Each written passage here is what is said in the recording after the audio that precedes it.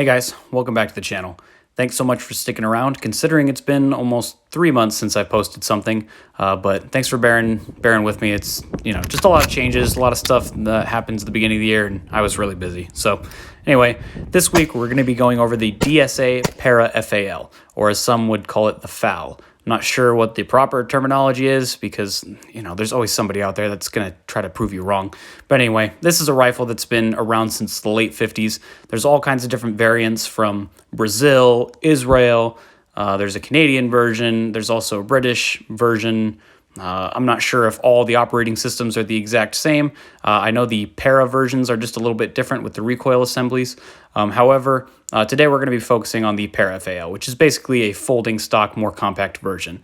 So the FAL is a rifle that is chambered in 7.62 NATO, and it has been used in many world conflicts, as well as it's still in use today by over 90 different countries. It's a very reliable rifle. It's known as the battle rifle or the right arm of the free world. While I lived in Brazil for a couple of years, the Brazilian police as well as the Brazilian military used the FAL. Needless to say, I've really liked the FAL. It's just a cool rifle with a cool story, cool history, and it's still in use today. And that's always something I really appreciate. I've shot plenty of FALs over time. This will be the first time I've shot a Para FAL. So the FAL falls into the category of battle rifles like the M14, the G3 or SETME series, AR-10s or LR-308s, M110s. You have the SCAR series as well as the new XM5. Unlike something like an AR-15 or AK-47, this type of rifle fires a full power cartridge like a 308 or 7.62 NATO.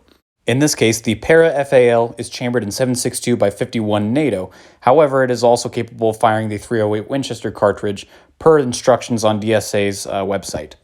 All right, so first and foremost, I am not an expert on FALs or any kind of rifle to begin with, and I just want to let you guys know if there's something that I get wrong in this video, let me know in the comment section. That way I can learn, but just heads up, because people that are into milsurp guns like this, or just foreign rifles, battle rifles, or, anything like this, get so defensive about everything for no reason, right? I'm just here trying to share my initial impressions, and some people are going to be offended by that in and of itself, saying that I don't have any cause to do so. But anyway, we'll get right into the features of this rifle. All right, so FALs are rifles that require the mag be placed inside the mag well at the front corner and then rocked and locked back in. So these mags that come with this rifle, it comes with one mag. It is a plastic or a polymer 20-round magazine from DSA. The standard trigger pull on an FAL is around 8 to 10 pounds. It's pretty heavy and not very good at all. You have your latching charging handle. This is not a standard charging handle. When not in use, you can fold it against the receiver and it latches on. It is non-reciprocating. You have your standard safety selector, which in this case it only has safe and fire. You also have your receiver takedown lever that's classic on all FALs, and then you have your bolt catch bolt release. This one you press straight down and it releases the bolt, and to hold the bolt open, you pull the bolt back, and while you're pushing up on it. You also have your muzzle device that's been included by DSA. I'm not sure if this is an original or if this is just a DSA model. I'm not a purist, so I don't understand. You have your gas plug, which is actually used. You can flip it upside down using a bullet, which will basically turn it into a single shot mode. It was made so that you could fire grenades off the barrel. You have an adjustable gas block that is actually adjustable by hand, which is a really awesome feature. It's very easy to adjust, and that is because this is a gas piston operated gun, meaning that a little bit of gas pushes on the piston that pushes the bolt back to keep your bolt cooler and cleaner, and is found to be really reliable over time. So because this is the Para model, the buttstock is obviously a folding. It's a button that you need to push to do that. Just keep in mind that the recoil system is a little bit different with the Para models, considering that this doesn't go down into the buttstock of the original FAL. The iron sights that come on this are very small, very hard to use, but it doesn't really matter because we went ahead and put a SIG MSR 1 to 10 LPVO. I have a video on this. If you haven't seen it, go watch it. It's actually a really good budget LPVO.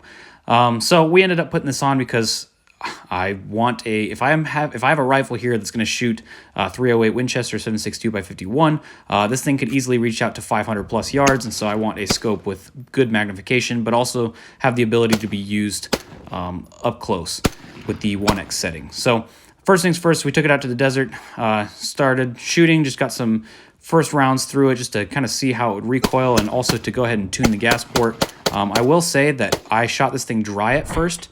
And initially, I did have a couple malfunctions with actually loading rounds into the chamber, but I just discovered that's because the gun was brand new, fresh off the assembly line, and just needs to be lubed real good and have a couple rounds through it. So after adjusting the gas piston, this thing's actually, while it does recoil, it's pretty soft, and this thing's very controllable. I'm actually pretty impressed. I'm a big fan of this rifle and how easy it was to get it running out of the box, as opposed to my two AR-10s that I've used. Are just kind of finicky beasts, just kind of hard to get them going the way you want them at first. So anyway, the LPVO was a really good addition in shooting further pokes with this. I shot out to about 200 yards with the 10x setting on the MSR LPVO. Just getting used to some of the reloads in this gun, the rock and lock.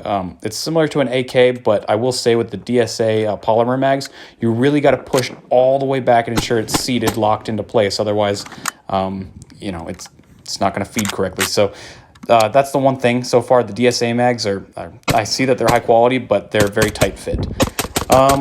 This thing was very easy to rapid fire, and I wanted to test that because you might have to lay down suppressive fire. You might have to, I don't know, shoot at multiple quote-unquote deer, if you catch my drift, or legitimately multiple hogs that are running your way. This would be a phenomenal gun to do so.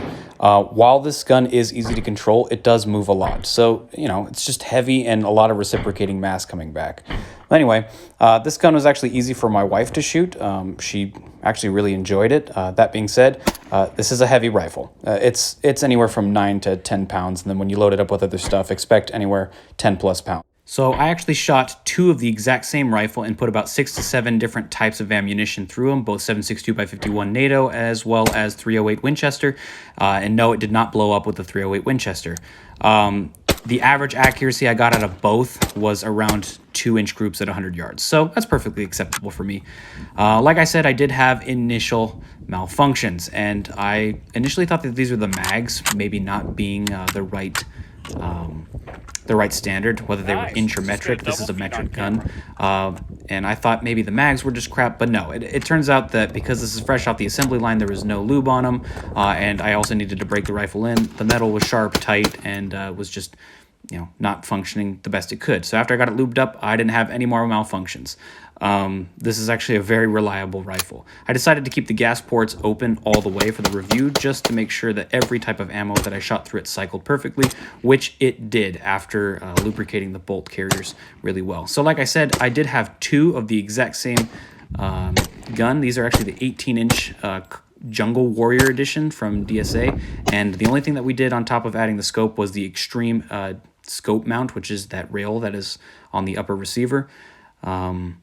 I, of course, am not going to send over 1,000 rounds through these guns because they're not mine, and it's kind of a douchey thing to do that, to go ahead and shoot the piss out of somebody else's guns without their consent. So anyway, this is just an initial impression so far. These rifles are great. I would actually recommend grabbing one if you want a 308 battle rifle. To be honest, I feel like there's a lot less headache in owning an FAL over something like an AR-10. It's just my opinion. But anyway, thanks so much for watching. This is just an initial impression, so if you want to see more FAL content, please let me know, and I'll make sure that we end up doing that. So thanks so much for watching. Thanks for being patient. Stick around for the next few videos. I don't know how much longer I'm going to last on YouTube, but anyway, we will go until someone above us turns the lights off. So thanks so much for watching.